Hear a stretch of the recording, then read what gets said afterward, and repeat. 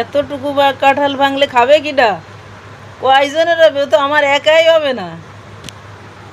দেখেন আমি ভাঙ্গে দিচ্ছি, দেখেন এইটুকুনি কাঁঠাল আল্লাহর রহমত আছে এর মধ্যে। হ্যাঁ, এইটুকুনি কাঁঠালের আধা গামলা কোয়া হবে। দেখেন লাইট মারে এদিকে, দেখেন মানে দেখেন, দাঁড়ান দাঁড়ান একটুখানি দাঁড়ান, দেখেন কতগুলো কোয়া হয় এর মধ্যে।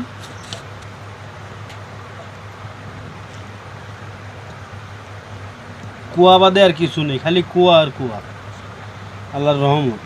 তাই তো। দেখেন খালি কুয়া আর কুয়া, যতগুলা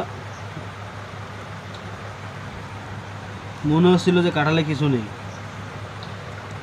ছোটোটা কাঁঠাল 10-12 জন খাওয়া যাবে। দেখেন খালি কুয়ার উপর কুয়া।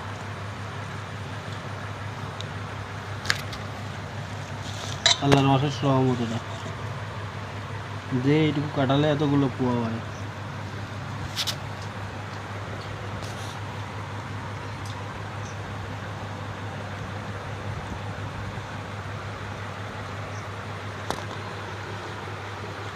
দেখেন কতগুলো কুয়া হয়েছে।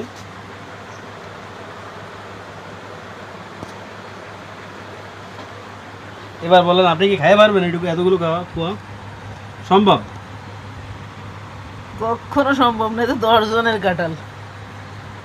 এই তো দেখলে মনে হয় যে একা খাওয়া সম্ভব, কিন্তু না, কাঁঠাল কিন্তু অল্প একটু। এই যে ছোট, এই যে কাঁঠাল, এই যে এইটুকু একটা কাঁঠাল, এই আছে আল্লাহর রহমত। আলহামদুলিল্লাহ।